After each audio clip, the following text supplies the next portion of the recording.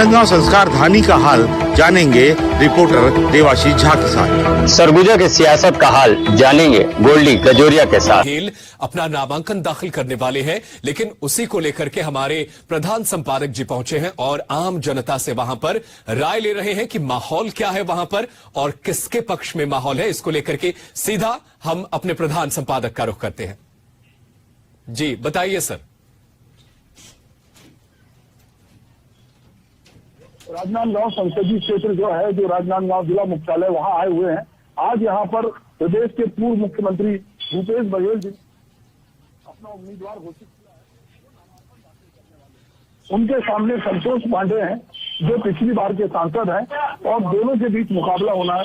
पूरे राजनांदगांव संसदीय क्षेत्र में एक बड़ी हाइट बनी हुई है, क्योंकि छत्तीसगढ़ की जो 11 सीटें हैं, उसमें सबसे ज्यादा प्रतिष्ठापूर्ण सीट जो है वो राजनांदगांव बन गई है, क्योंकि भूपेश बघेल कांग्रेस का छत्तीसगढ़ का चेहरा है और कांग्रेस ने उन पर दांव लगाया है और वो अपने लाव लश्कर अभी थोड़ी देर बाद जो है वो फॉर्म भरने आएंगे। राजनांदगांव में इस समय जो माहौल है उसमें अलग अलग जगह देख रहे हैं कि पूरी गलियों में भाजपा और कांग्रेस के झंडे लगे हुए हैं।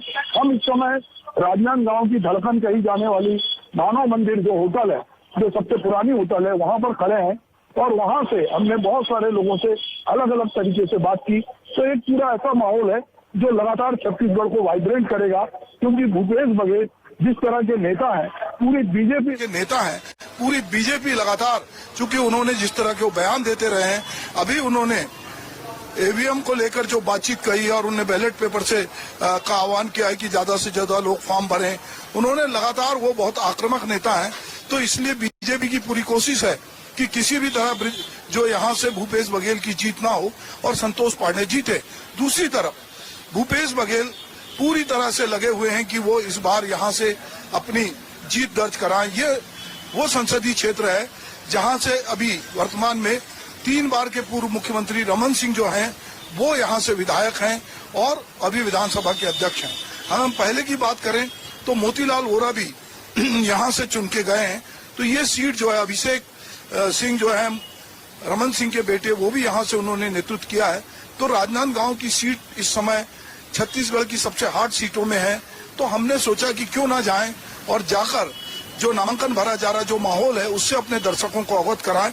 हमारे साथ हमारे जो स्थानीय सहयोगी हैं वो हमारे साथ हैं। मैं सबसे पहले विवेक मिश्रा से बात करूंगा कि वे यहाँ के पत्रकार हैं, कि वो इस पूरे माहौल को किस तरह से देख रहे हैं।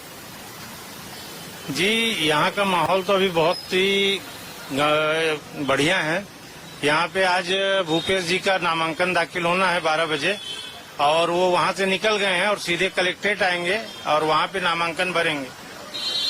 जी देवाशीष, मैं आपसे चाहूंगा कि आप बताएं यहाँ के बारे में। राजनांदगांव में लगातार मीडिया की आमदरफ्त बनी हुई है और लगातार मीडिया आ रहा है। हम भी ये देखने आए हैं कि ये संसदीय क्षेत्र में किस तरह का माहौल है। जी देखिए, चुनाव बहुत टफ है, क्योंकि एक तरफ दूसरी बार संतोष पांडे जी चुनाव लड़ रहे हैं। वो इसलिए टफ पड़ेगा क्योंकि इनकम्बेंसी आती है और भूपेश जी के साथ ये है कि जाना हुआ चेहरा है, ओबीसी नेता है, किसानों के लिए काम किया है। तो ये चुनाव एक तरफ मोदी है और एक तरफ भूपेश के काम है।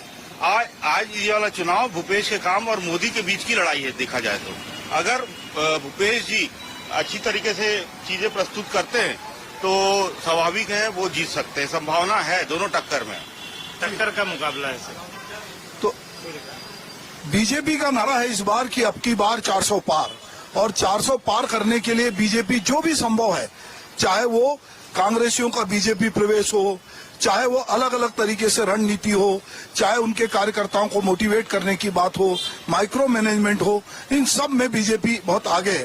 पर जैसे कि हमारे साथी कह रहे हैं कि संतोष पांडे पुराने सांसद हैं और हो सकता है कि उनके कामकाज से लोग नाराज हों, पर संतोष पांडे को मोदी मैजिक पे भरोसा है, मोदी गारंटी पे भरोसा है। तो हम, हमारे साथ जो कुछ साथी खड़े हैं यहाँ के, जो स्थानीय नागरिक हैं, नेता हैं, हम उनसे भी बात करेंगे। जी, सूर्यकांत जैन, अध्यक्ष ब्लॉक कांग्रेस कमेटी राजनांदगांव।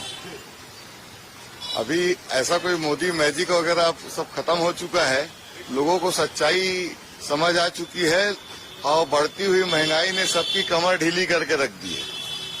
अगर मोदी जी ने ईवीएम को हैक करने का गलत तरीका नहीं अपनाया तो ये 100 सीट के अंदर आ जाएगी। 400 पार का आंकड़ा तो बहुत दूर की बात है, क्योंकि जनता त्रस्त है।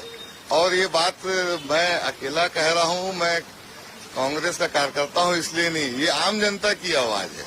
सबके घर का खर्च का जो आंकड़ा है वो बिगड़ चुका है। राशन से लेकर के गैस सिलेंडर तक सब चीजें इतनी महंगी हो चुकी हैं। जी, तो आप देख रहे हैं कि जो कांग्रेस से जुड़े लोग हैं वो ईवीएम पे लगातार अटैक कर रहे हैं। उनको लगता है कि अगर ईवीएम हैक ना किया गया और कोई गड़बड़ी नहीं हुई तो इस बार जो 400 पार का नारा है वो 400 पार कतई नहीं होने वाला है। और वो महंगाई की बात कर रहे हैं, बेरोजगारी की बात कर रहे हैं, वो कह रहे हैं कि मोदी मैजिक नहीं है। पर आम जन क्या सोचते हैं, यहाँ का आम मतदाता क्या सोचता है, चलिए हम उनसे अभी थोड़ी देर बाद आपको रूबरू कराएंगे। तब तक हम अगले पड़ाव पे आपको ले चलेंगे और फिर हम आपके साथ जुड़ेंगे। नमस्कार। बिल्कुल बिल्कुल, हम दोबारा आपसे आपके पास लौटेंगे और बताएंगे कि किस तरीके से दिखाएंगे कि किस तरीके से राजनांदगांव में माहौल चल रहा है और पूर्व मुख्यमंत्री भूपेश बघेल आज नामांकन दाखिल कर रहे हैं। फिलहाल चलिए खबरों में आगे बढ़ते। उत्तर प्रदेश